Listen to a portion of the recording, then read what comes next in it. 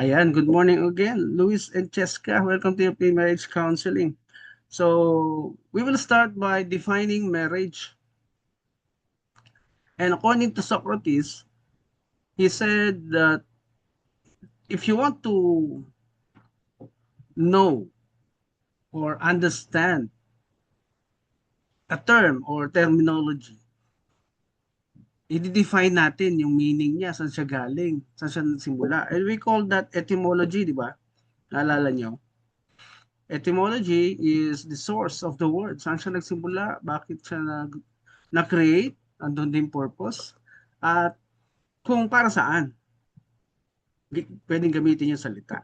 Okay? Intindihan po. So yan ay nagmula sa isang philosopher from the Greece, no? Na siyang pinanggalingan ng ideas or mga pag-aaral na ini-enjoy natin ngayon. Sa kanila nagsimula ang science, ang philosophy, ang math, ang architecture, ang medicine, at marami pang iba. Sila yung tinatawag na the thinkers. Okay? Kaya malaki ang kanilang bahagi sa ating mundo ngayon pagdating sa larangan ng karunungan.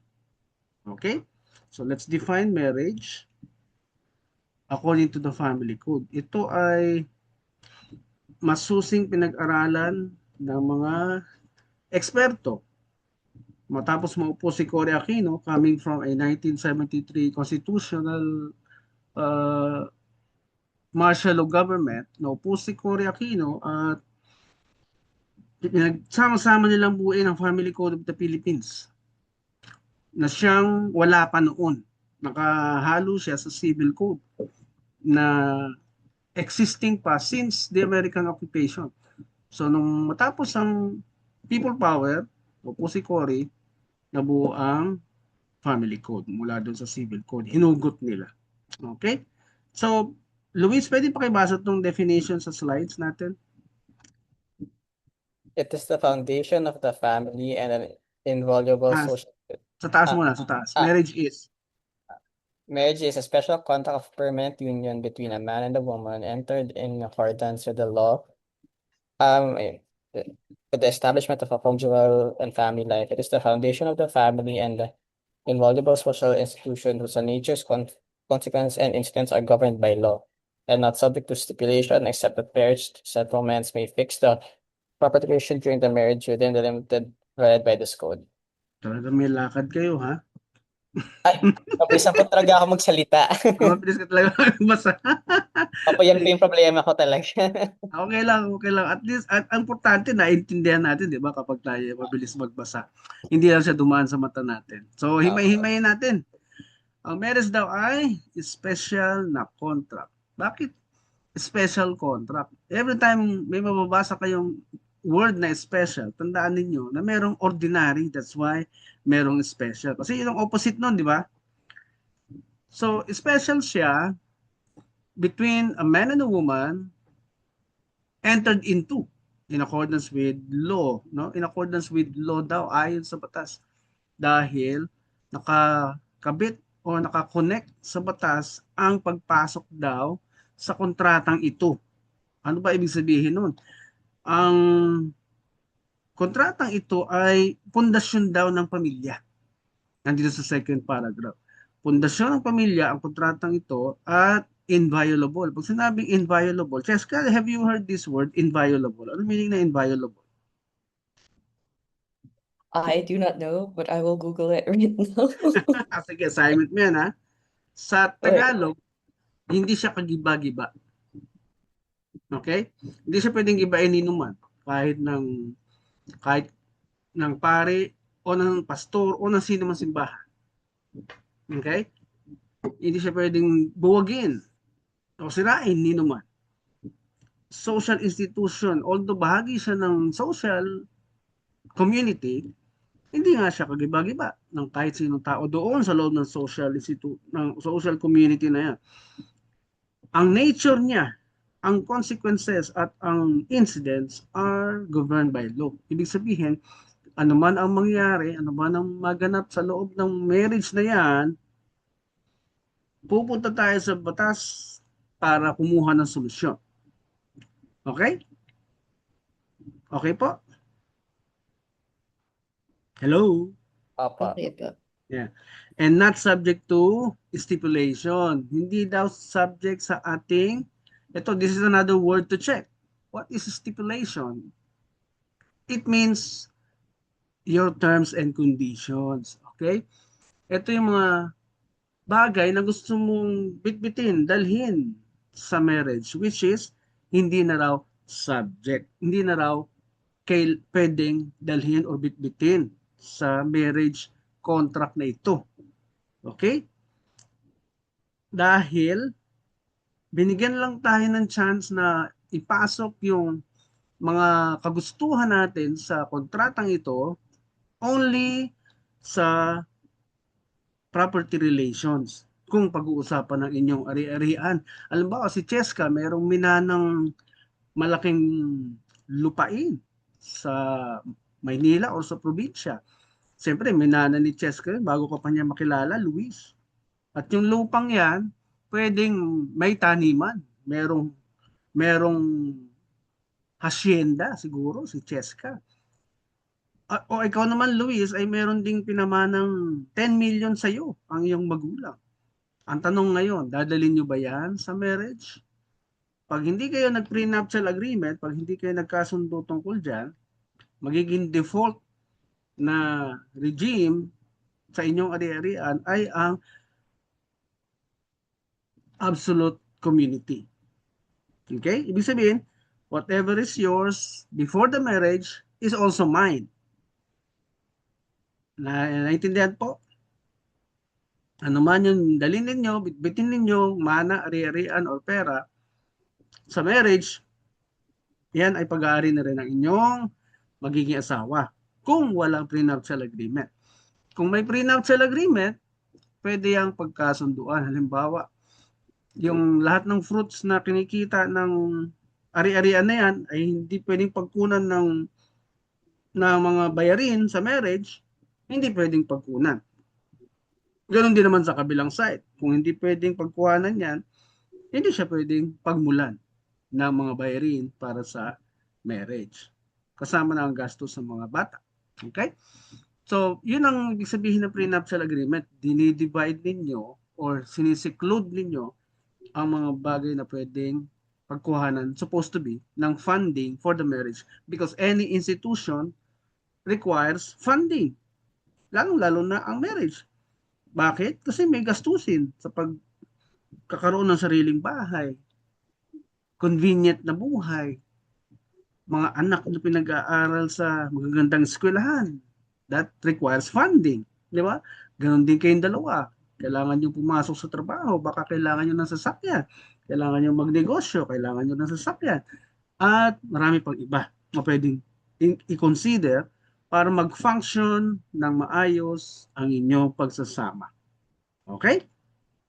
So, kung gusto nyo pag-usapan yung prenuptial agreement, pwede yan pag-usapan sa ibang oras o sa ibang panahon dahil mahaba po yan. Okay lang po. Pinagsapan po namin. Wala kami. Okay, very good. So, magiging default nyo ay absolute community. Ibig sabihin, tatlong klase kasi yan. Number one is absolute community. Pangalawa ay yung conjugal partnership of gains. Yung conjugal partnership of gains, ito yung mga na-acquire ninyo assets, whether tangible or intangible, during the marriage. So, hati kayo doon. Both are owners. Doon naman sa pangatlo, complete separation of property. Alam mo yung ma-acquire before and during the marriage ay hiwalay na hiwalay. No? Ito yung pinaka selfish na agreement, ano? para lang silang friends na kung ano yung kanya lang, kung ano yung kabila sa kanya lang din. Okay? So, yun ang hindi ay advisable talaga. Pero nilagay ng batas kung sakali lang may mga taong hindi open yung mind sa pagpasok sa marriage. Okay? So, ito yung special contract na permanente, walang bawian, walang sulian ng asawa sa magulang. At ito yung pundasyon ng pamilya. Ito ay nasa Article 15 ng ating Constitution. Okay? Dito ito binase. At kasama din ang simbahan na kinonsulta nung ginagawa nila itong family code. Kaya itong marriage definition dito na nababasa nyo ay actually biblical. Okay? Biblical ito in the sense na wala na talagang atrasan kapag nag-asawa ka. Isa lang ang pwedeng maging asawa. Okay? Kung meron tayong kakilalang mga religion na merong 4 na asawa, pwede mag-asawa ng 4, ito ay galing sa ibang Diyos. Okay? Kasi ang Diyos na alam ko ay isa lamang at isang asawa lang ang tinuro. Okay? Naintindihan po? Ha? Kaya depende yan kung anong klaseng turo ang tinuturo nila. Kung naka-align doon sa totoong Diyos at yung mga tinuro niya, ayun yung truth, ayun yung katotohanan. Kaya hindi tayo dapat ma-confuse. Okay po? Naintindihan po? Okay pa. Yes po. Yan. Now, yung ordinary contract naman na pag-uusapan natin.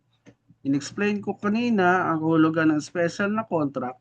Ito ngayon ang kahulugan ng ordinary contract. Under the Civil Code, sa obligations and contracts, mababasa niya doon na ang contract daw ay meeting of the minds. Sa meeting of the minds, pwedeng magbagong isip mo, ayoko na. Hindi ko na gustong ituloy itong ating usapan. Which is, you have that right to terminate the contract.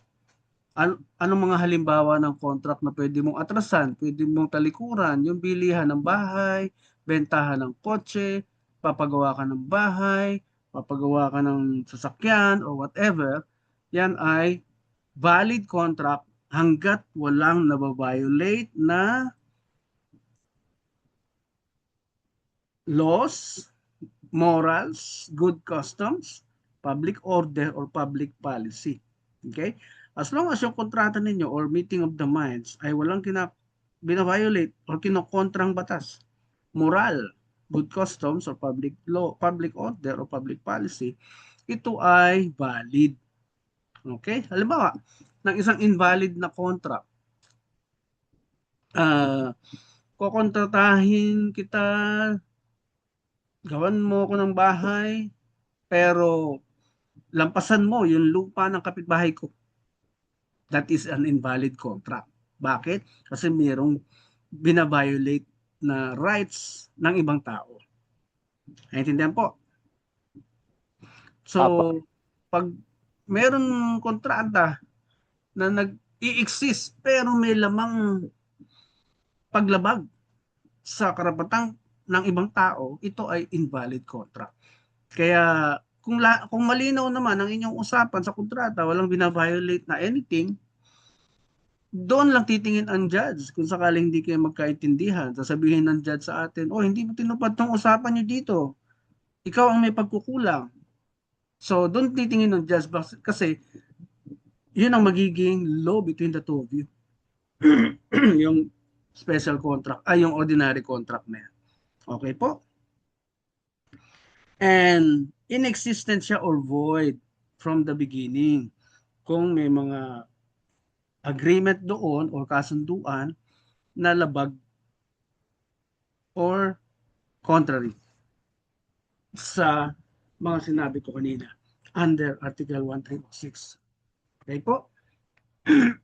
So, naintindihan nyo na yung special contract as I explained kanina, hindi natin siya pwedeng i-terminate. Hindi pwedeng sabihin natin later on sa asawa natin, ayoko na. Suko na ako. Hindi po pwede. Walang atrasan nga eh. Kasi special contract eh. Ano lang yung pwedeng maging dahilan sa paghihiwalay ninyong dalawa ay ang death o pagkahimlay. Kaya lang, ang goal actually sa pag-aasawa ay sabay hihimlay, sabay tatanda, no? Magkasama kang tumanda. Ano ngayon ang pwedeng gawin para sabay kayong tumanda? Abay, bawal na ipasok ang sarili nating terms and conditions. Ito yung sinabi kanina sa definition ng marriage, yung not subject to stipulation. Ito yung sarili nating mga kondisyon. Hindi natin pwede sabihin sa asawa natin na nag-asawa ka ng sugarol, magtiis ka. Nag-asawa ka ng babaero, magtiis ka. Nag-asawa ka ng chain smoker, magtiis ka. Nag-asawa ka ng lasenggo, magtiis ka. Yan ay bawal na po sa marriage. Bakit? Nakakatulong ba ang mga bisyo sa marriage, Cheska? Pag inom, pag paninigarilyo, pagbababae at pagsusugat. Ito ba ay nakakatulong sa marriage, Cheska? Hindi po, nakakasabagal po. Narinig mo yan, Luis? Opo. Yeah. Hindi Hindi ko naman nakakatulong. alam mo, ano po. Okay? Kasi, siyempre, chain smoker, mauuna ka, iiksi ang buhay mo. Unfair sa asawa, may iwan mag-isa. Di ba? Wala pa ako nakitang umabot ng 80 na chain smoker. Mga 50 or sometimes 40, 50, patay na yan. Lasenggo, ganon din. Yan ay dahan-dahang pumapatay sa katawan pag inabuso. Ang bababae, ganon din. At ano pa isa? Sugal. Nagpapaiksi din ng buhay yan, yung mga bagay na yan. Di ba no, Luis? Opo. Yan. So, hindi siya kailangan ng marriage. Hindi siya nakakatulong. So, wag na natin gawin. Wag na natin maging option. Okay po? Now, ang special contract, again, sa pagpapatuloy, yung law mismo governs your marriage, not your attitude, habits, vices, or beliefs about marriage. Hindi na masusunod ang inyong mga sariling kagustuhan sa marriage or terms and conditions, at hindi mag-a-adjust ang marriage sa inyong mga pag-uugali. Hindi mag-a-adjust ang marriage kung ano man ang inyong paniniwala tungkol sa marriage. Naintindihan po? Kung ano ang klaseng pagsasama pinakita sa atin ng parents natin, at yun ang naging paniniwala natin, hindi na siya masusunod unless naka-align siya dito sa sinasabi ng family code. Naintindihan po? Now, question ko po kay Cheska. Gusto kong malaman ang iyong mentalidad sa pagpasok mo sa marriage without referring to this explanation that I just did. Mauna si Cheska. Ano pagkakaintindi mo sa marriage? Sorry, wait lang po. Lipat lang po ako ng kwarto. Nakawala yung mga aso ito.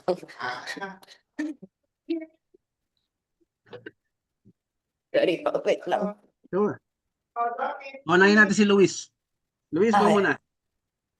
Ano po?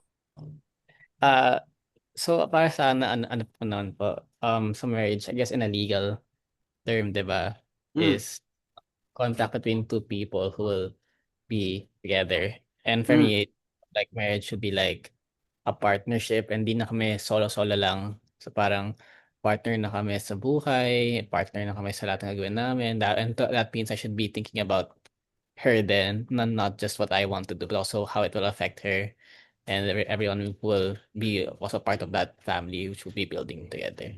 Okay. Ilan kayo magkakapatid? Ako po, dalawa lang po kami. Parents mo are both intact up to now? Opa. Okay. Anong klaseng marriage ang pinakita sa iyo ng iyong parents? Good marriage po. Happy kami. Happy po naman kami. Ayun. I'm glad to know that because at least yung mentalidad mo about sa pagpasok sa institusyong ito or kontratang ito ay maayos. Okay? Kasi kung ang magulang ay pinakita sa atin yung sakitan, yung violence sa loob ng bahay, yung murahan, yung sigawan sa loob ng bahay, syempre, pwede mong makonclude na ganito ang marriage. Ay, wala pong ganyan sa amin. Buti naman.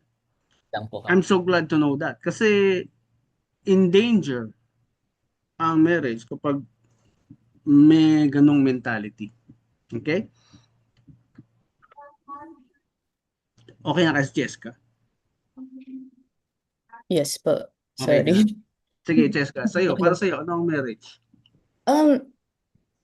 For me, when we thought about getting married, one, it was to go to the next step into the relationship to kind of because we're already committed to each other, but we also want to make it more official under the eyes of the law. So that means having rights to each other when they're sick. Also, to be able to sign documents that we can share things together, like no questions asked.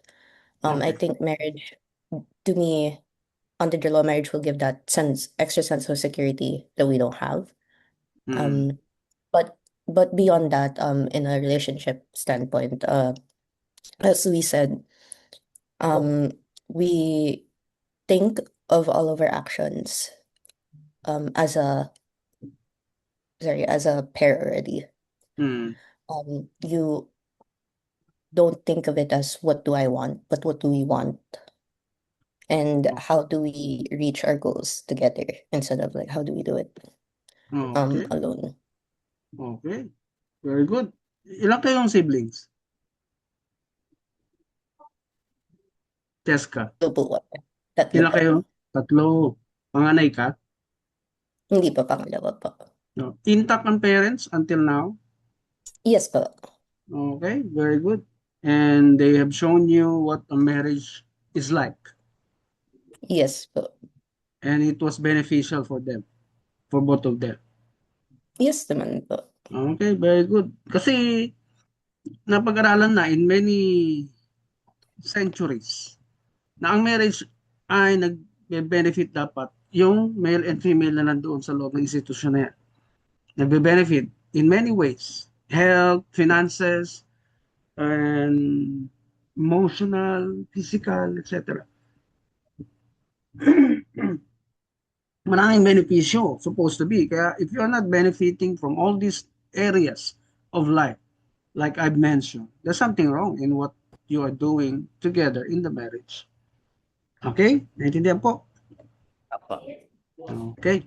Kaya hindi ito bagong information. Yung sinishare namin sa inyo, it's not a new information. Marami ng eksperto, philosophers, at mga scientists ang nakapagpatunay. Lalong-lalo na doon sa studies sa Pennsylvania na mas humahaba daw ang buhay ng mga nag-asawa kaysa sa single kapag tama ang ginagawa. May kondisyon pa rin eh, di ba? If you're both doing the right thing, hindi nyo ini-stress yung isa't isa. Lagi kayong nag-aalala sa magiging reaksyon ng inyong asawa. Pangalawa, magbilis daw yumaman. Bakit? Kasi parehong naglalagay sa family basket. Pag may bisyo, siyempre, napupunta yung iba doon sa bisyo. Kaya tumatagal ang progress ng bawat mag-asawang may binibitbit pa rin bisyo sa marriage. Okay? Does it make sense to you now? Kung bakit hindi na kailangan ng marriage ang mga bisyo? Yes Kasi, po. yeah, kasi nung single ka pa kayo, di ba, there was a time na hinayaan kayo ng magulang nyo magdesisyon saan kayo pupunta, saan kayo magliwaliw, anong gagawin nyo sa pera nyo, etc. etc. How long is that? Simula ba nung graduate kayo ng college up to now? Gano'ng katagal yung period na yan na binigay sa inyo kalayaan ng inyong parents? Luis, gano'ng katagal? Sorry po, nag-cut off ka. Ano po? Gano'ng katagal yung period na na-enjoy mo ang iyong singleness? Na ikaw lang nagde-decide, independent from your parents? Single. I mean, since Kailan mo dinesisyonan na maging independent ka from your parents? Yung bang lahat ng gagawin, pupuntahan, gagastusan mo ay all by yourself. Kailan yan? Kailan simula? 21 po ako. Nung 21 years old ka? Up to now? Opo. Okay. So yan yung period that we can actually enjoy our singleness. Gawin natin lahat ng gusto natin.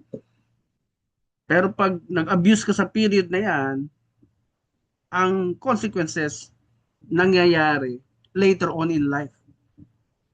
Kaya meron ding warning talaga ang mga eksperto. If you want to enjoy your singleness, do it right. Huwag mong abusuin yung sarili mo. Huwag kang pumatol sa kung kani-kanino. Huwag kang gumastos ng gumastos, etc. etc. Abuse ang tawag dyan.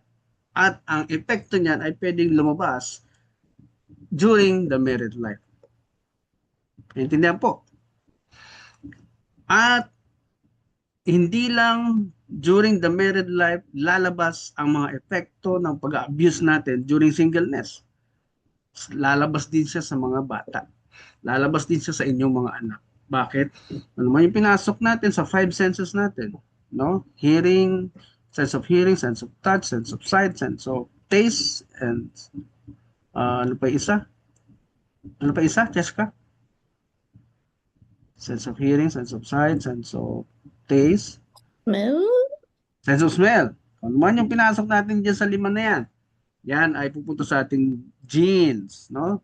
Nalilipat yan sa DNA ng ating mga anak. Okay? Kaya kung in-enjoy ninyo ang singleness ninyo without abusing yourself, then maganda ang magiging effects nito sa inyong married life. Naintindihan po? Si Cheska, ilang taon mo na-enjoy ang singleness mo? singleness from my parents pa? Yeah. Hindi pa po. Di pa na-enjoy? Opo, parang very traditional po kami. Parang um, magbe-break or apart lang kami sa parents pag married na and everything. Talaga. So until now, you're being guided. Yes pa, actually, kahit after marriage po, parang still with the parents. Ganun din po yung sa mom ko.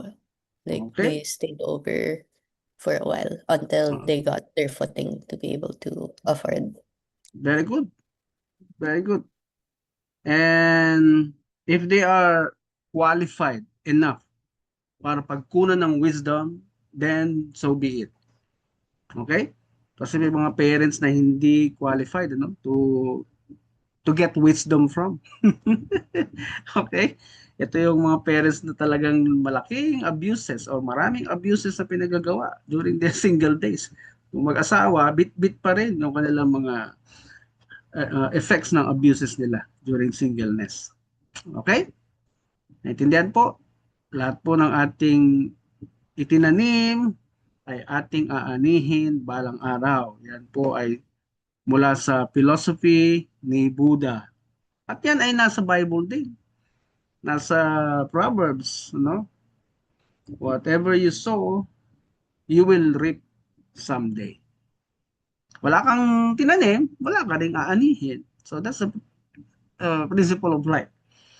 Okay? Kung gusto mo ng love, care, attention din na bumalik sa iyo sa pagtanda mo mula sa iyong mga anak, yan ay nakadepende kung ikaw ay nagtanim naman ng love, care, comfort, attention, security sa kanila nung sila ay bata pa. Kaya hindi kailangan puwersahin ng mga bata to take care of their parents. Okay? Hindi kailangang obligahin ang mga anak to take care of their parents. It's all about the investment that they made during their childhood. Okay? Nagets po? Intindihan? Yes po. So, overall, we cannot impose our terms and conditions in this special contract called marriage. So, let's move to any questions so far? Wala Any pa question? naman po. Wala? Okay, Cheska, can you read this to us? Once the relation is formed, Once the relation is formed, the law steps in and holds the parties to various obligations and liabilities. It is an institution in the maintenance of which in its purity the public is deeply interested, for it is the foundation of the family and of society, without which there would be neither civilization nor progress. tuloy mo, Read. Luis. Pakituloy mo, Luis. The Ay. relation. Medyo maingip yung aso. Mm. Kung marami yung aso niyo, bigyan niyo sa akin yung isa. Opo. So, medyo may nagto eh. Sorry Sige. po. The relation, the most important as affecting the happiness of individuals and the true basis of human progress. The marital relation, unlike ordinary contractual relations, was regarded by the laws as the basis of the social organization. The preservation of that relation is deemed essential to public welfare. Thank you. Alam ninyo, itong mga binasa nyo ay galing sa Supreme Court cases sa United States. Okay? Natutuklasan nila talagang they were all in agreement, no? Yung mga eksperto doon, na ang pinanggagalingan ng happiness ng isang tao ay yung marriage. Kaya pag maayos ang marriage, maayos ang pamilya. No? Kasi dun sa marriage, merong male and female na nagbuo. Kaya pag maayos silang dalawa, aayos ang pamilya, aayos ang mga bata, at pag lumabas ng bahay, sila ay functional individuals. Pag functional individuals, ito ay hindi mananakit ng kapwa at hindi mananakit ng kanyang sarili. Magkakaroon ng disiplina sa kanyang sarili. Iiwasan niya ang mga bad influence, iiwasan niya ang mga vices, iiwasan niya ang mga taong hindi nagbibigay ng magandang alimbawa. Yan po ang kahulugan ng functional children. Kaya kung ilalabas natin ay dysfunctional, makakasakit sila ng ibang tao, even yung kanilang sarili ay pwede nilang saktan by involving themselves into drugs, into crimes, at yan ay ayon na rin sa pag-aaral sa US na abandoned children dahil sa male and female na hindi pabuo nung binuo ang marriage, nagkakaroon ng abandoned children. Kaya doon ang gagaling ang kanilang mga crimes, social ills, teenage pregnancy, at marami pang problema ng bayan. Saan nanggagaling? Sa mga dysfunctional children. Bakit ba sila naging dysfunctional children? Kasi merong male and female na bumuo ng marriage na hindi pa sila tapos sa kanilang pagmamahal at pagdidisiplina sa kanilang mga sarili. At biglang pumasok sa marriage, sa relasyon. Kaya anong ibig sabihin nito? Ang pagpasok sa marriage, sinisiguro na tayo ay buong-buo na at fruitful ang tawag po doon. O sa ibang salita, productive. Ang pagiging productive ay isang kakayahan na binabayaran ng tao.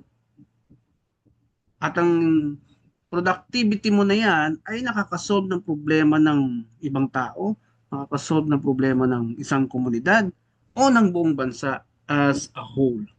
Okay? Yan po ang kahulugan ng fruitful, na siyang productive sa Ingles. Okay po? Kaya, kung ang mga miyembro ng pamilya daw, ayon sa pag-aaral nila, maging sa mga court cases nila na ito ay true basis of human progress. Kung maraming kabahayan na may lamang pamilyang masasaya, progressive, mayroong pagkain sa loob ng tahanan, may mga damit, may roof over their heads, ang mga taong nasa loob ng tahanan na yan ay mga functional individuals, functional beings. Bakit? Nami-meet nila yung kanilang pangangailangan. Di ba? Ayon sa studies ni Abraham Maslow, merong hierarchy of needs ang tao daw, na even sa pagpapamilya hanggang sa pagtanda, dapat nasusupply, dapat na ibibigay. Okay? Kaya tuloy-tuloy dapat yan eh. Kung magmula sa magulang natin, nasusupply yung needs na sinasabi ni Abraham Maslow, kahit tayo ay mag-asawa na, independent na from our parents, dapat nasusupply pa rin yung needs natin. Sino na magsusupply? Ito yung asawa na. Okay? Tapos na yung obligasyon ng magulang, sa asawa na. Manggagaling yung love, comfort, care, attention, etc. Napag-aralan niyo na ba yun? Yung studies ni Abraham Maslow? Hindi pa? Hindi pa po. Gawin yung assignment yan. Okay? Dumadami na yung assignment mo. Chess ka. Ha? Kaya, pag umaattend po tayo ng seminar gagaya nito, iba-validate natin personally yung mga narinig nyong information. Because doon lang papasok yung understanding. Okay? Para siya ay mag-sink in sa ating subconscious mind. Okay po? Kapag yan ay nag-sink in na sa subconscious mind, naintindihan nyo na kasi, dyan na po magagaling yung basis ng inyong mga desisyon later on. Okay? Diyan na huhugot yung mga dahilan para desisyonan niyo ito or ang mga bagay na ito. Intindihan po? Okay, very good. Now, wala tayong choice kundi isali ang Bible sa pag-uusap ng pre-marriage counseling. Bakit? Kasi ang marriage ay gawa ng Diyos. Hindi ito gawa ng estado, hindi ito gawa ng mga congressman or lawmaker, senado, barangay, or kahit na sinong institusyon. Ang marriage ay ginawa ng Diyos. Bakit kaya galing sa Diyos? Kasi ang male, gawa ng Diyos. Ang female, gawa ng Diyos. Kaya kapag nagdesisyon kang gamitin yung produkto niya, ikaw ay subject na sa kanyang standards. Siya na yung masusunod. Dahil ginagamit mo yung produkto niyang male, Cheska. Gusto mong gamitin o mag-benefit ka sa produkto niyang female, Luis. Wala kang choice kundi sumunod ka sa standards ng produkto niya para ikaw ay mag-benefit sa kanyang produkto. Naintindihan po? Kaya ang pakikipagkasundo pamagitan ng marriage na gawa ng Diyos, ito ay tinatawag na covenant. Hindi lang siya basta pangako kasi ang pangako ginagawa lang sa kapwa human being. Naintindihan po? Sa kapwa human being na pwedeng bawiin kahit anong oras ng kausap mo. Promise ang tawag dyan. Pero sa marriage, ito daw ay covenant. Kagaya ng special contract na in-explain ko kanina. Covenant ang tawag naman sa Diyos. Bakit? Ito ay sumpaan na walang atrasan. At wala kayong rights pareho na gibain ito or sirain ito. The moment na pumasok kayo dyan, ito ay habang buhay ng covenant or pagtanggap. Naintindihan po? Malinaw po yan. Ha? At yan ay may kinalaman doon sa kasabihan ng matatanda na kapag ang pag-aasawa daw ay hindi parang kanin na pag mainit ay pwede na pag napaso ay pwedeng iluwa. Doon po galing yan. Kaya meron silang kasabihan ganyan. Okay po? Okay. Now, balikan natin yung rights and obligations naman ng spouses ayon din sa family code. Ito ay nasusulat sa Article 68 hanggang 72. Hanapin ko lang. Rights and obligations of spouses.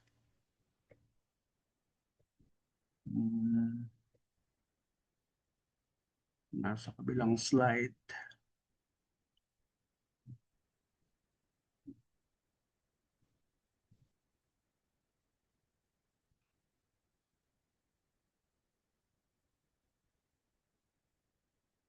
Okay po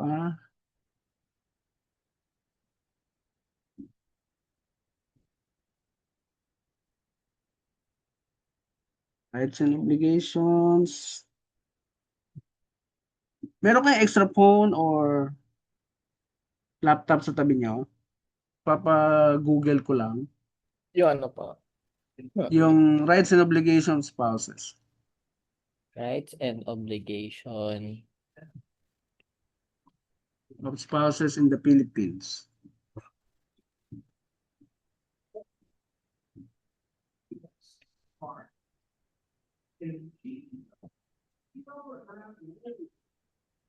Okay pa, nasearch ko na po.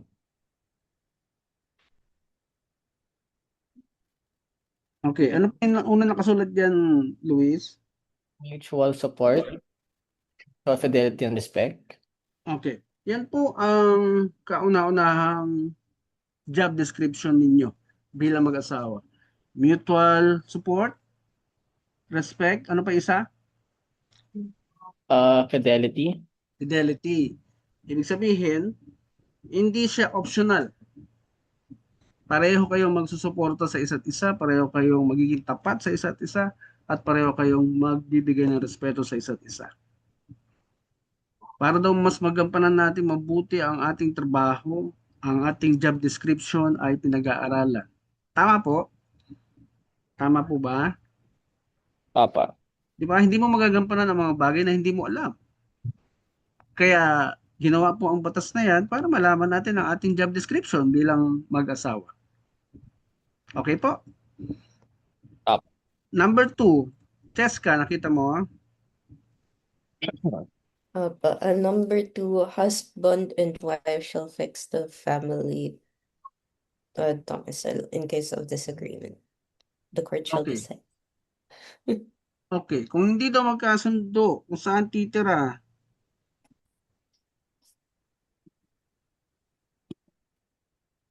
kailangang humingi ng payo sa eksperto.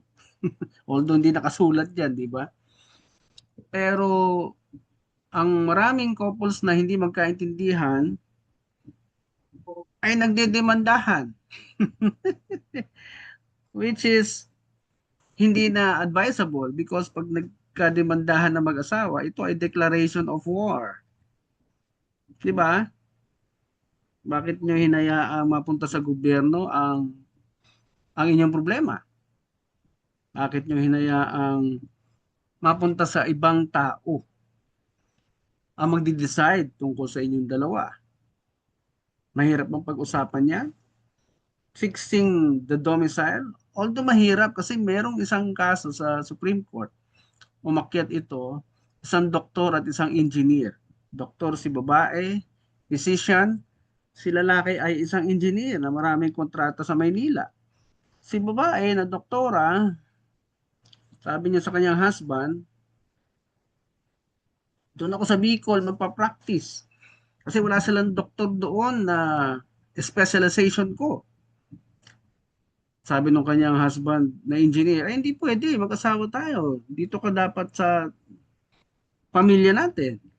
Dito ka mag-stay. Ang ginawa ng wife, pumunta sa korte at humingi ng approval. Imbis na approval ng husband ang kunin, approval ng korte ang kanyang hiningi. Gumastos siya ng abogado, etc. etc. So, hindi maganda naging effect sa kanilang pagsasama. Dahil dinala sa korte ang kanilang disagreement. So, saan dinadala ang disagreement? Saan dapat dalhin ang disagreement, Luis, ng mag-asawa? Ano po? Saan dapat dalhin ang disagreement? Kapag may disagreement kayong dalawa, saan nyo dadalhin? Sa amin dalawa lang. Sa inyo pa rin dalawa, sa loob pa rin ng tahanan, sa loob pa rin ng marriage institution. Pagka hindi kinaya, lumapit sa second level of help. Yung mga parents ninyo. Third level of help, saan? Ninong-ninang. Okay? Pero kung walang qualified sa kanila, parents, ninong-ninang, walang qualified, walang panahon, walang time sa inyo, edi punta na kayo sa professional counselors, magbabayad nga lang kayo. Okay? Okay, kasi hindi qualified ang parents at mga ninong-nina. O, doon tayo sa counselor na professional na may bayad. Nga lang. Okay? Okay. And any questions so far? Ano yung susunod? Ano yung Ako po. sunod dyan? Ano po? Mutual help and financial support. Financial Support. support. So nakasulat pala talaga yung financial, ha? So, mutual help and financial support. Tapos yung joint household management.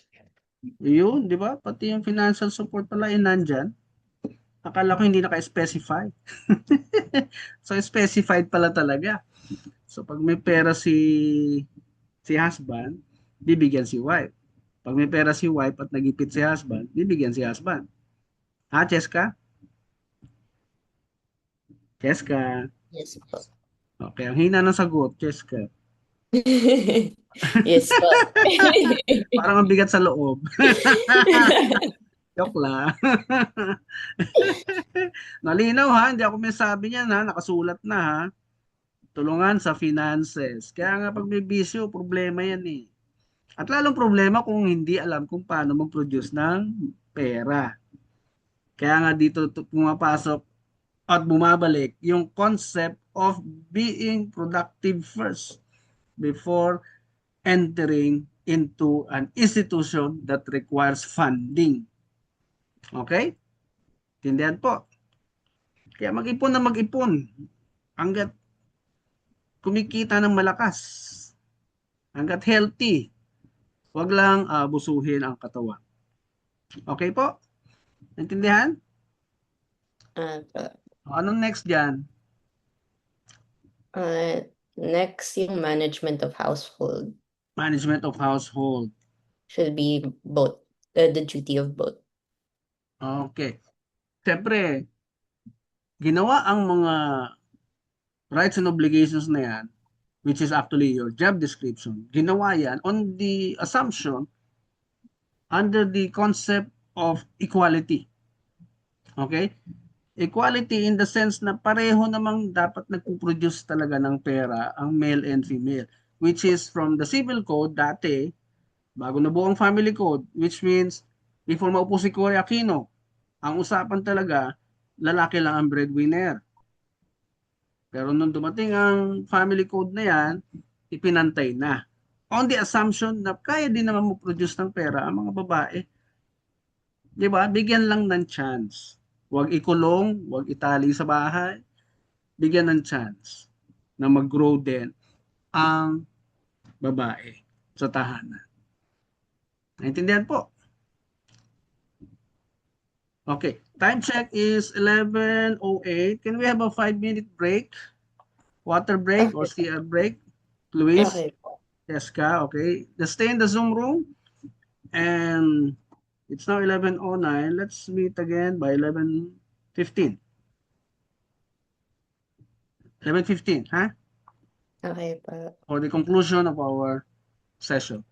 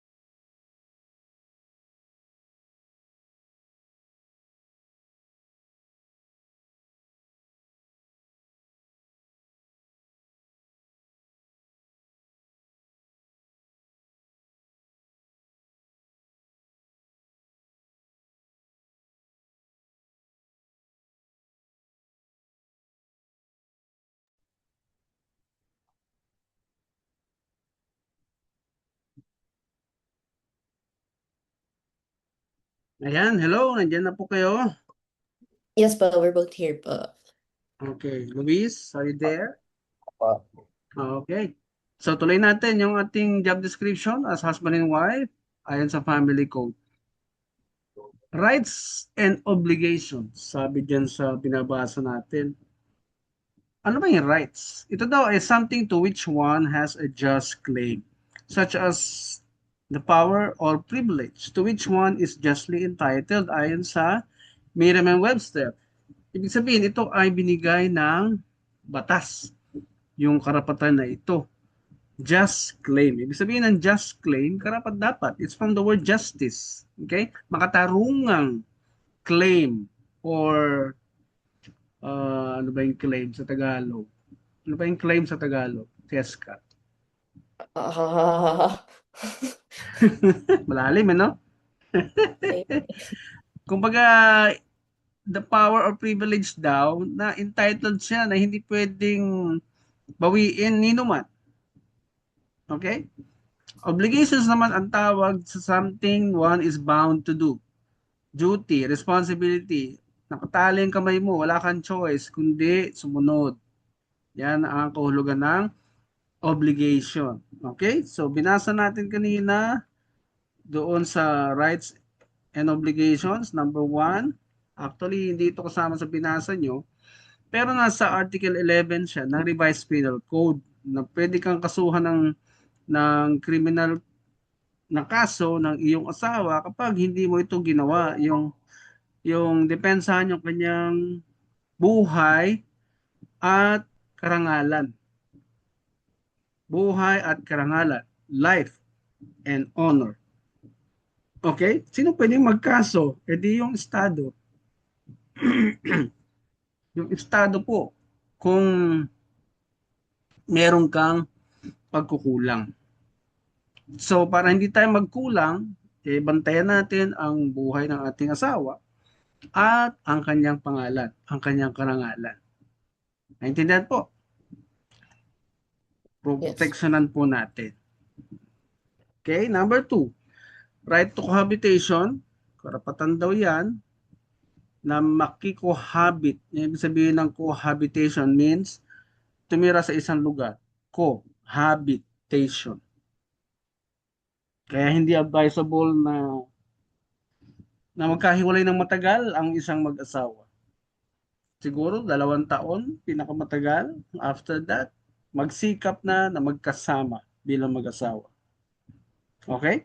Dahil maraming pwedeng mangyari sa magkahiwalay na pisikal ng katawan.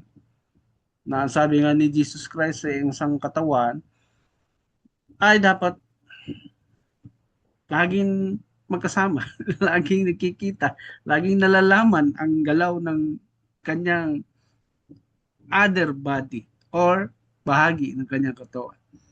Mas malalim magpaliwanag si Jesus Christ. Mas maliwanag ang sinasabi ng Bible tungkol sa mag-asawa. Kasi nga, sila yung may gawa ng marriage. Hindi naman yung tao. At dahil binigyan tayo ng 500 billion cells to study these things, even marriage, ito yung nabuo sa kaisipan ng mga tao, ng mga eksperto tungkol sa rights and obligations ng mag-asawa. Na-discover nila all throughout the years or centuries. At later on, kapag nakita mo yung framework, makikita mo na siya ay aligned sa sinasabi ng Bible.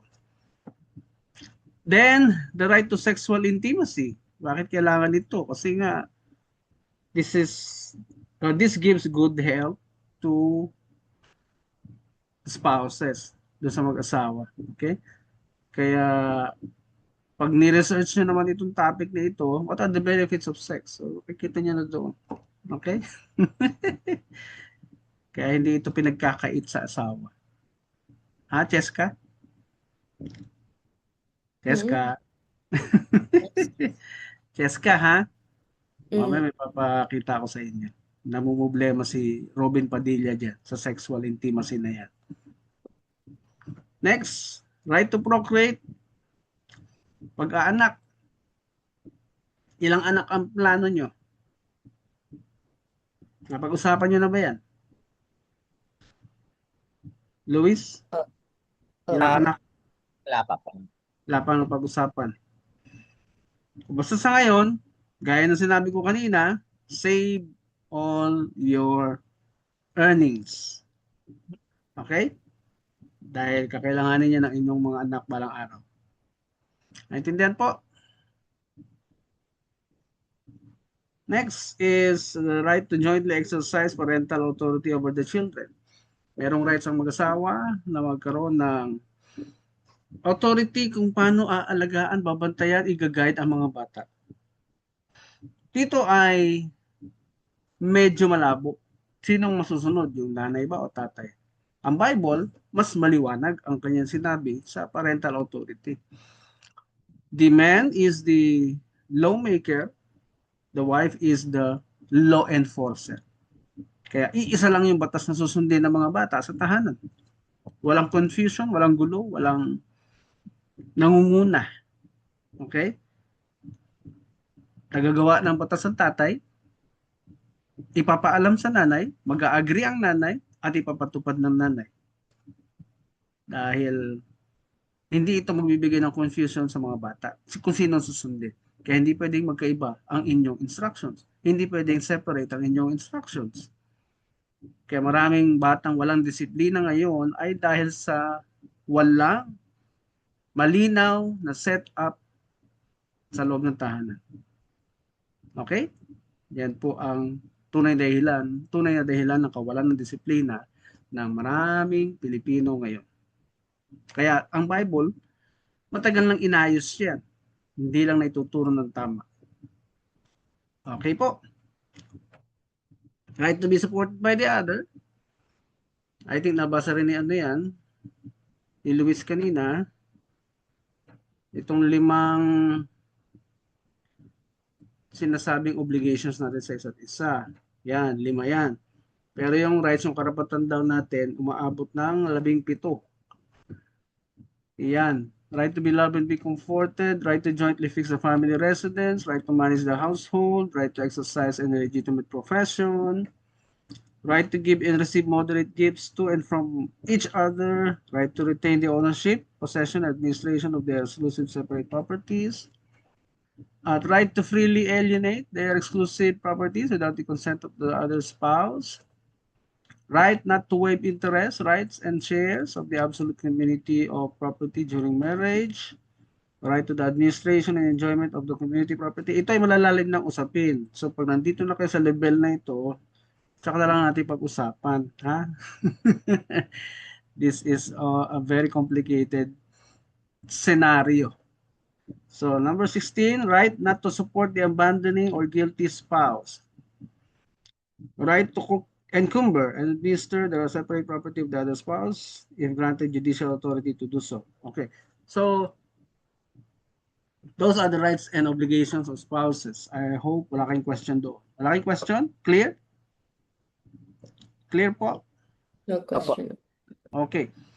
Ito yung isang topic naman sa pag-aasawa na medyo gray area sa ibang hindi napapag-usapan ito. Okay? Gray area ito in the sense na ano ba talaga, may right to privacy ba ako? Hindi ba dapat makialam yung asawa ko sa aking mga ginagawa o sa aking password sa lahat ng aking accounts, no? Right to privacy daw ito. Pag tinanong mo ang Supreme Court, kasi botohan yan, depende sa mentalidad ng mga nakaupong justices, ang right to privacy daw ay karapatan ng bawat isa. Pero the Bible disagrees on that. Bakit nagdi-disagree ang Bible dyan? Because, sige, tingnan natin yung privacy na hinahanap mo. Hindi alam ng asawa mo ang password mo, ayaw mong ibigay, or gusto mong ilihim, etc. May isang senaryo na na ICU, yung isa. Na ICU. No, true story to. Dahil may privacy sila, hindi alam ng asawa yung account, passwords, etc. siya maraming savings. Oh, so hindi alam ng asawa yung kanyang savings, yung access sa bank, naka-ICU, yung nakakaalam. Hindi humihinga. Oh, sige nga, tingnan natin yung privacy ninyo kung effective pagdating sa ganyang emergency. Kasi nga it violates the principle of one body. Ayun ang sabi sa Bible ni Jesus Christ. And they will become one flesh. So, one flesh means pag pinagdikit kayong dalawa, everything na nangyayari sa kabila at nangyayari sa kabila din ay alam ng isang yan. Alam ng isang katawan na yan. Dapat. Because that's what God intended it to be. That's what God intended the marriage to be. Naintindihan po? Tindihan po? Yes po. Mm. Kaya wag niyo nang gayahin ang ibang mag-asawa na nagpa-practice ng privacy. Dahil yung privacy na yan ay against sa Bible, against sa principle ng marriage. Okay? So, punta na natin yung 5 bagay para sa conclusion. No, we have remaining 30 minutes para sa conclusion ng ating session. Ibibigay ko na po ang 5 things na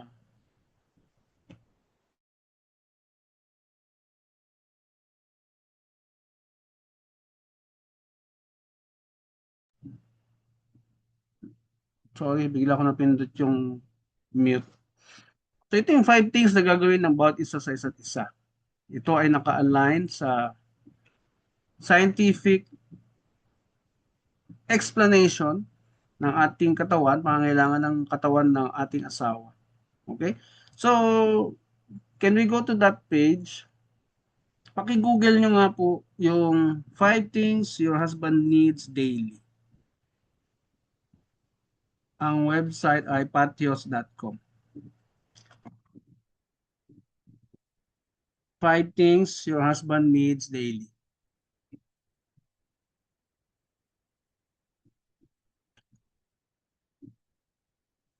Nakuha mo na, Okay. Cheska? Yes po. Okay. Isa-isayin natin yan. Ano yung nakita mo? Number 1. The need to feel respected. Pakibasa at paki-explain. A man's need for respect is every bit as strong as his need for sex. Even in those moments when he doesn't deserve your respect, still give it, and you'll be affirming him and bringing out the best in him. Ironically, your husband usually needs your respect the most in those moments when he deserves it the least. For more on this, check Okay out the na. 7 ways. Paki-explain mo nga, Cheska, yung nabasa mo.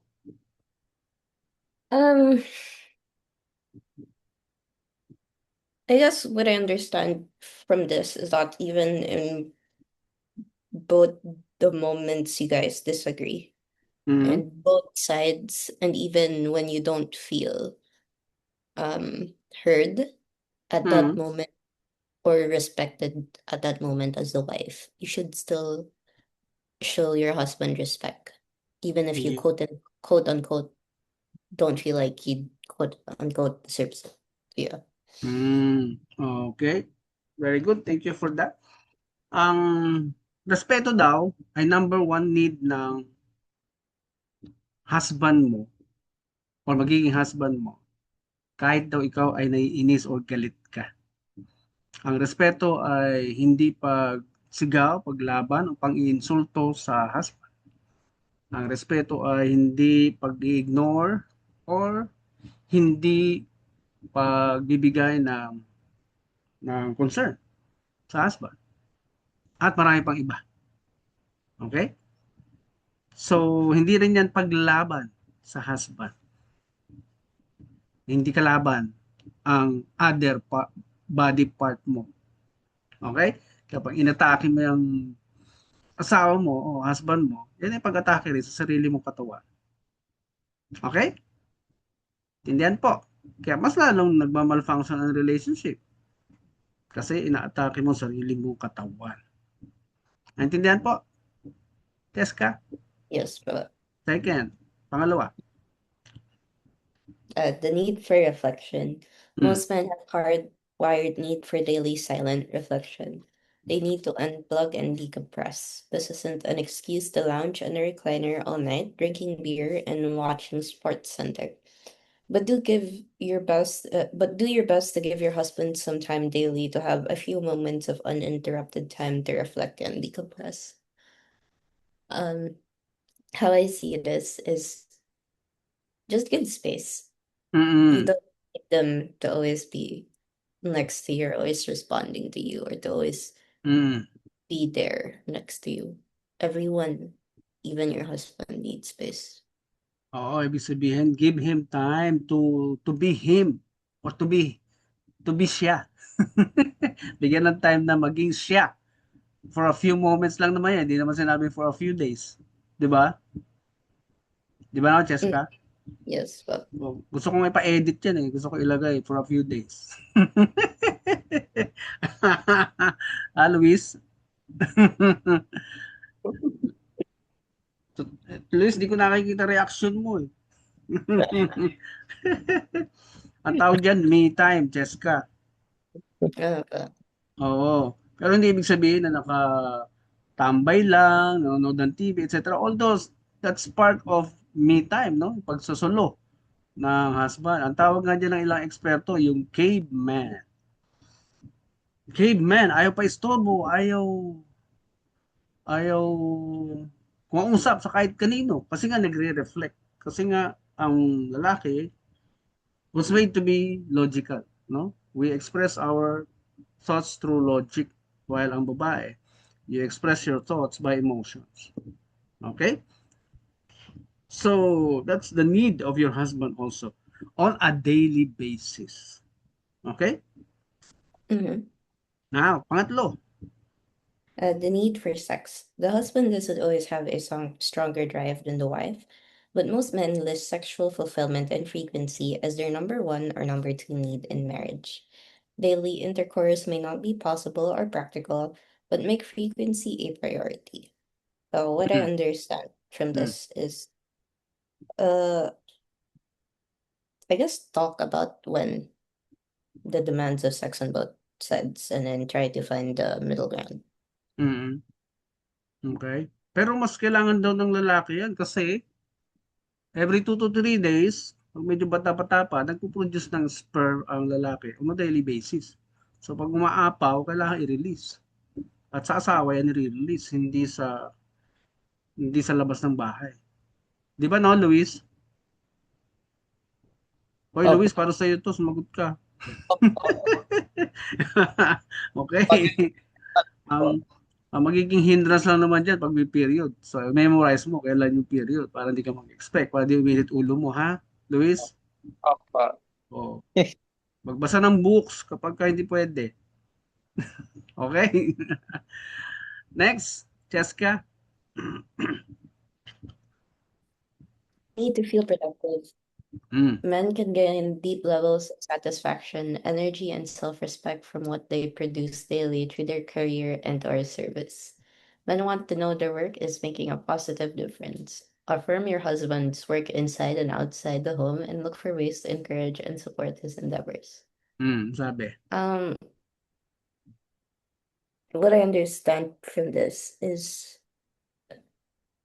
you should also be there to affirm what your Mm. husband is doing, because outside of um I guess a relationship, so like for their jobs, they should be able to feel that though I'm trying to look for a different word other than productive, but yeah, that's a word. Mm. Productive, that they feel that you understand, you, Mm. you understand and you share is in how their career is moving forward. It's really Oh, just that, just be there to support in what he wants to do. yeah. Yeah, actually, men are competitive. Alam mo 'yon? Natural 'yun sa lalaki. Yung bang gusto nila improve Yeah. lagi. I can do this, I can do that, I can do more than that, and many other things. Kasi naka-embed na yun sa personality namin mga lalaki. Para bang nanliliit kami, nafe-feel namin yun, even hindi namin sinasadya, no? Teka muna, bakit siya ganun? Nagagawa niya, ba't ako hindi?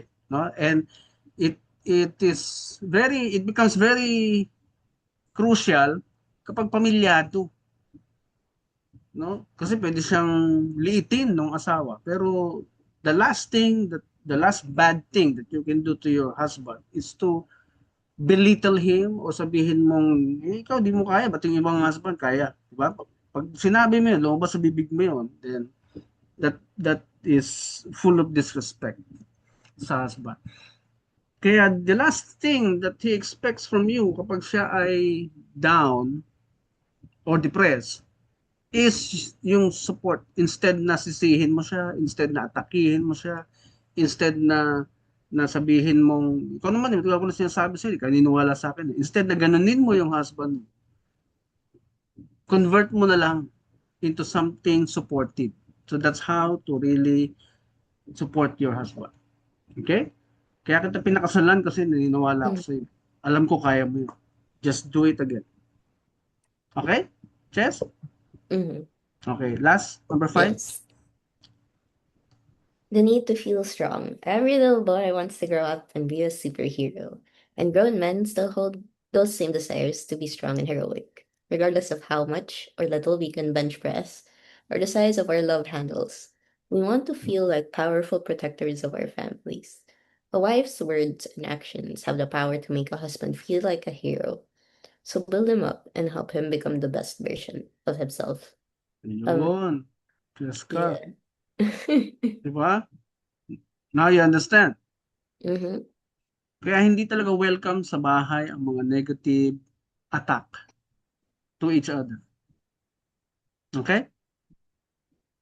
Yes, po. The least thing, the pinaka-least thing na pwede mo magawa talaga is to really still say positive words to your husband. To uplift him and alam mo yung concept ng Superman, every time nangihina si Superman, laging pag lumitaw na yung babae, lumalakas na siya uli. Di ba no, Luis? Apo. Di ba? A wife's words and actions have the power to make him feel great again. Okay, Tess?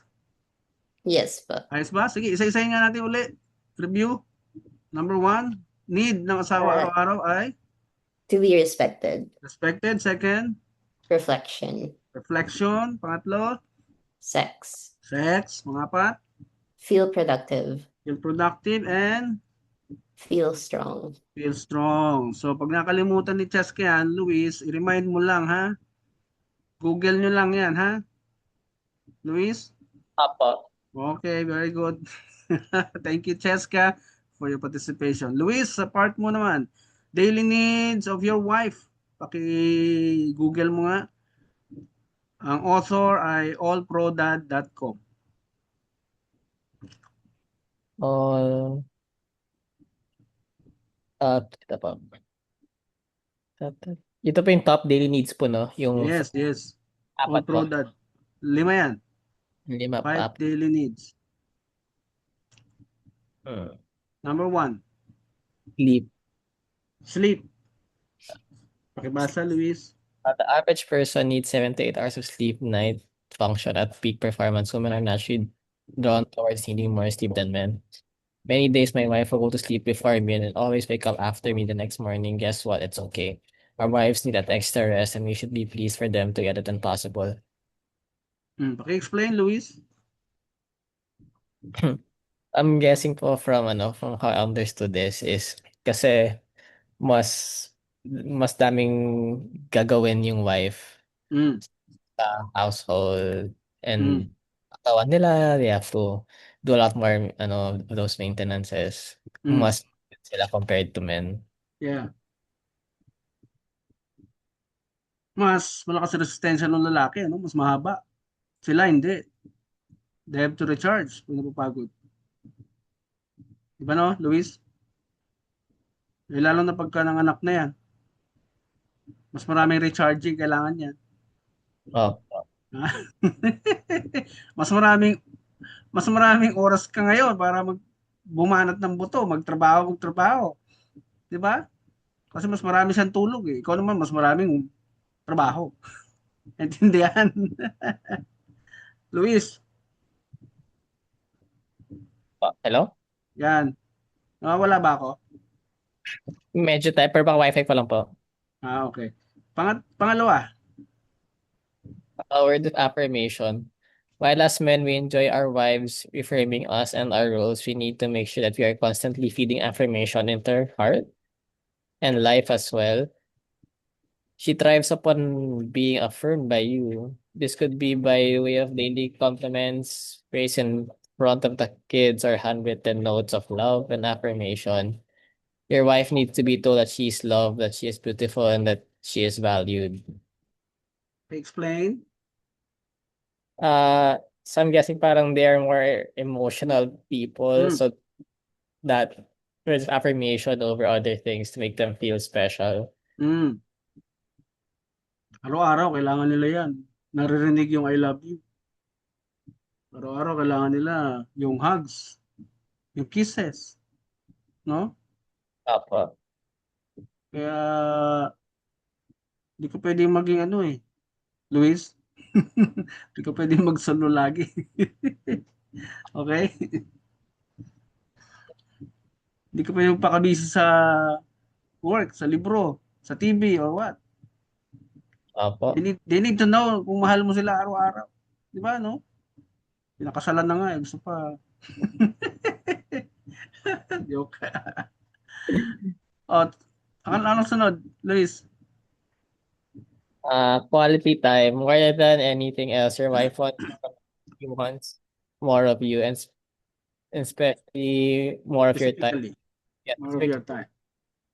she wants you to talk to her, to spend time with her, and connect with her on an emotional and spiritual level as her husband. Only way that this can happen is through intentional spending and sharing of regular moments of time, prayer, and dreams together. Ano daw, Luis? Same time po siya na it's emotional nga. So, spending time for them is important kasi it's to connect to their emotions. Mm. Yun po. That means you need to have quality time with Jessica. Uninterrupted. Ano ba yan? Alam niyo sa pag-aaral, 15 hours daw kailangan na quality time ng mag-asawa sa isang linggo. 15 hours. So, i-divide niya sa 7. You get how much? Apa? 15 hours a week. Yung required ayon sa pag-aaral of undivided attention ng Apa. spouses. 15 hours. So, how much do you get? How many hours in a day? To myself po, or yung ano? Sa inyong dalawa, quality time. 15 hours po. 15 hours a week. So, how much yan sa araw? Ilang oras? Nasa 2 hours a day po. 2 hours may get, di ba? Cheska? Tama? 2.5 more or less? Yes. It can be watching a movie, 2 hours ang movie, di ba? Or it can be just talking about the Bible chapter or talking about the day, ano nga nangyari, etc. etc. Wala namang actually hindi kayo maubusan ng pag-uusapan. Dahil iba-iba naman nangyayari araw-araw. Di ba na, Cheska? Yes, but Kaya para matupad daw yan, intentional, ilagay sa planner. Kapag ginugulo ng ibang schedule, teka muna, naka-schedule kami ng wife ko, may dinner kami. Ha? Ginugulo ng boss. O, teka muna, overtime ka. Boss, naka-promise na ako sa wife ko. Okay? Apa.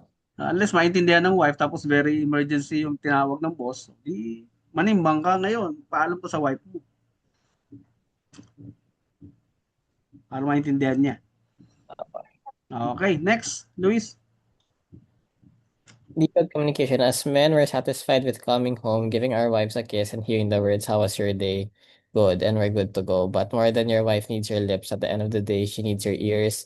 She has plenty of things to say if you'll ask her questions and make yourself available to just listen. She also wants to know more details, not less, about you and your day as well. A good husband must learn to be both a good communicator and a good listener. So ano po, it's just being able to be there and be present Mm. with, you know. It gives emphasis to the previous item that you read, di ba? Opo. Be a good communicator. Sa'yo magsisimula ang usapan and detalyado. Okay? Luis? Opo. Okay, next. Last one po, no intimate physical affection, non-intimate physical affection. Mm. Wife needs you to hug her, to give her a kiss, and to tell her that you love her. She needs non-sexual expression of your physical affection. This might include brushing up against her as you walk by in the kitchen, wrapping your arms around her on the couch, or simply holding her hand while walking together through the store. All these things non-verbally communicate your love. They communicate her that she's yours and you're thankful for it. Explain. Ano lang po, so parang other than sex, you just have to be able to give her physical attention as well. Pagiging malambing. Kaya kahit di ka malambing dati, kailangan mo siyang gawin sa marriage. Sabi sa inyo, hindi mag-a-adjust yung marriage sa inyo eh. Kailangan nyo mag-adjust sa marriage. Okay po? Kung hindi ka dati malambing, kailangan mo maging malambing. Laging may hugs and kisses. Yan ang gusto ng mga babae. Di ba no, Cheska? Yes po. You see, Luis? Hindi pwede makalimutan yan araw-araw because those are the 5 daily needs of your wife. Pakibasa nga, review natin uli. Ano yung 5 na yun, Luis? Sleep, word of affirmation, quality time, detailed communication, and non-intimate physical affection. Okay, so madali lang pag nakalimutan, Cheska, i-browse lang yan. Pakita kay Luis. Ha?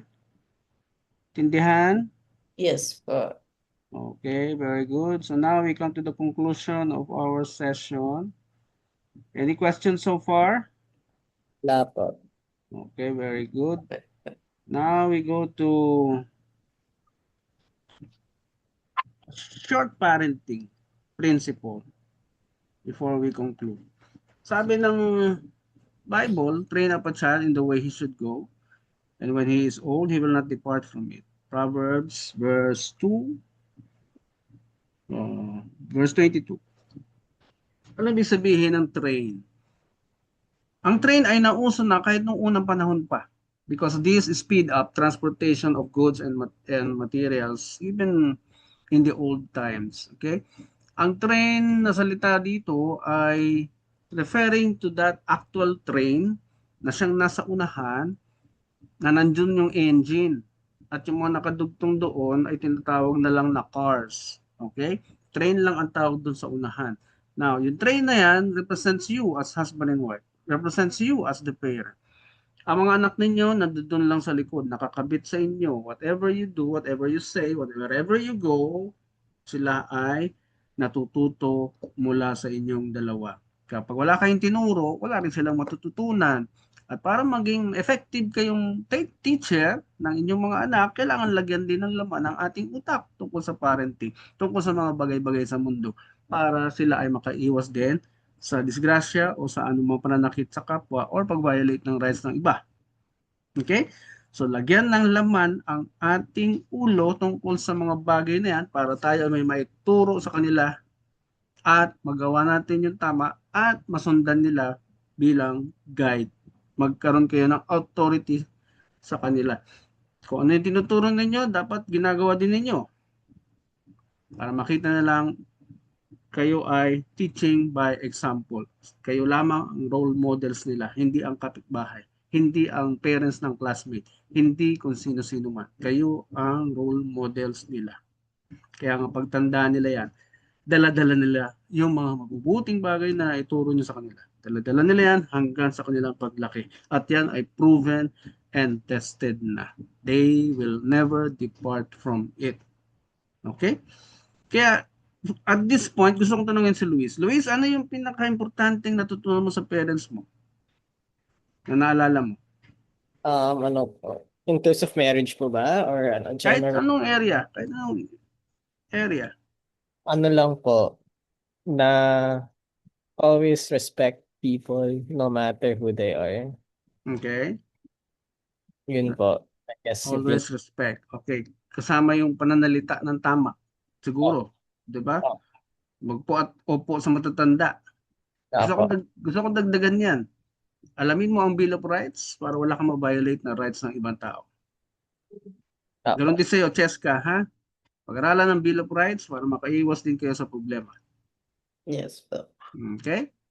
Now, si Jean-Jacques Rousseau, isang French philosopher na lumabas noong French Revolution. Sabi niya, the romantic view of children as gentle savages with an innate purity who, if not tampered with, would grow up naturally into good and moral adults. Ang sinasabi niya rito, ang baby, pag lumabas yan ay pure, parang gentle savages, na wag lang madumihan, wag lang makanood ng mga violence, wag lang makarinig ng hindi magandang salita sa loob ng tahanan, sila ay kusang lalaki into good and moral adults because ganyan kalinis ang pagkagawa ng Diyos sa bawat human being. Kung hindi lang daw matampered ng isang violent na environment o mga hindi magandang napapanood, lalaki silang naturally into good and moral adults. Okay? Pero just the same, dahil sa dami ng pwedeng makita, matutunan, mapanood ng ating mga anak sa social media at sa TV at sa labas ng bahay, it's dangerous for them. This world has now become a very dangerous place for our children. So kung magkukulang tayo sa pagtuturo sa kanila, itong mundo, yung dangerous world, ang magtuturo sa kanila ng mga bagay na hindi mo magugustuhan. And we don't let that happen. Naintindihan po? Yes po. Jessica? Luis? Now, kagaya ng binanggit ko kanina, supply ang isa't isa ng mga needs na ito ayon kay Abraham Maslow. Reviewin niyo yan, puntahan niyo po, balikan niyo po, nandiyan ang specific needs ng bawat isa kahit na kayo ay nag-asawa na. Paglabas ng baby, diyan pa rin ang kailangan natatanggap nila consistently, araw-araw. For that child to become functional. Because yun ang ating role, maglabas ng functional children into the society. Pag dysfunctional yung nilabas natin, maapektuhan ng ibang tao, magiging problematic lalo ang ating mundo na problematic na nga, tapos naglabas pa tayo ng dysfunctional children. Okay po, naintindihan? Jessica and Luis? Yes po. Any feedback, questions, violent reactions? Please say it now before we conclude. Unahin natin si Cheska. Ano masasabi mo sa ating lesson today? Very informative po. Parang hindi ko alam yung mga na may ano pala. Mm, Ano, may, tawag doon may ganun pala. yung code sa sorry na may Oh, listahan pala ng job description namin. yeah. Di ba? Parang waga pa na. Kaya nga maraming nagdi-dysfunctional na marriages because of not knowing their job description. Nauuwi sila sa experimentation. Ha? Di ba? So, do you appreciate all this session na ginawa natin? Yes po. Yes, make this your guiding principle in your decisions, in making your decisions as husband and wife. How about you, Luis? Apo, informative po siya. Ano ang naging take away mo na mahalaga? Natutunan mo ngayon lang. Na takeaway ko po, I think same as Jessica po yung job description namin. Pero also Hmm. yung mga needs namin dalawa in Hmm. the couple. Okay. Put them into practice, ha? This knowledge will never benefit you if you don't put them into practice. Okay po? Mawawala yan sa ating utak kapag hindi natin siya nilagay sa ating practice or application. Okay. So thank you. My sincere prayers for the success of your marriage. Baunin ninyo ang mga kaalaman, tamang kaalaman or katotohanan na pinag-usapan natin. Because the truth will set you free. Hanapin niyo ako dyan sa box. Nasaan ako dyan? Sa Hanap. box po. Ay, hindi niyo nakikita. Hindi ko na-share. People. Di ba yan? Ang dami ko lang pinagdadaldal. Hindi pala nakashare yung slides. Parang nung nasa train po ata, wala na po nakashare na slide. Ay, gano'n. Ano ba yan? Teka lang. Ayan, nakikita niyo na? Apa. Ayan. Hindi ko pala na-share. Ako lang pala nakakakita. Sorry. Okay. So, ayan. Maraming salamat sa inyong time, sa inyong feedback, sa inyong attention. O, asan ako dyan sa box? Ano po yung sa rally Nalit kanan?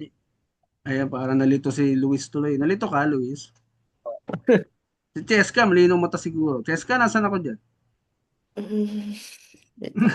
Kilala mo ba yan? Ah, Kilala mo yan, Cheska? ikaw po. Kilala ko po. Ako po Ito yan. isa. Yung isa, kilala mo. Parang isang tao lang naman po yan eh. Isang tao. Yan ang pinaka-the best na nagustuhan yung sinabi mo. Thank you, Cheska. That's John Lloyd. Okay. So, let's have a group photo shoot. Sige po. Photoshoot tayo. Smile, smile. Teka Kita lang po. ha. Alisin ko lang.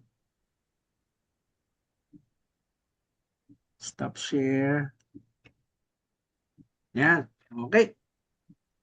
Smile. Kaway, kaway, kaway, kaway. Smile. 1, 2, 3. One more. Okay. Tama ba yung pinindot ko? Print screen. Isa pa. 1, 2, 3. Ayan. Okay. Thank you and have a nice day. So, magagampanan nyo na Thank you yung pa. topic. Bye pa. So paano po yung namin? Mag-chat na lang po kami sa Facebook page ba? Yeah, sa Monday, pagpasok ng aming staff, so ita-type na yan, tapos i-scan sa inyo, i-email. Pwede nyo i-print in advance, baka i-honor na nila kahit hindi original. Apo. Tapos ano po, yung ano po na, so dadalhin lang po namin sa City Hall po, no? Tapos, Yes. tapos Check nyo lang. di namin i-diretso ba or sa PopDev pa? Diretso na sa, ano yan, sa civil registrar. Kasama nung sa inomar nyo, birth certificate, at yung application for marriage license form. Yung marriage license po, dun ano, kunin yung application. Civil registrar. Pilapan nyo, 4 na kopya. Thank you po. Okay, have a Oh my great God, thank you Sunday. po so much. Happy Sunday po. Bye po. Bye.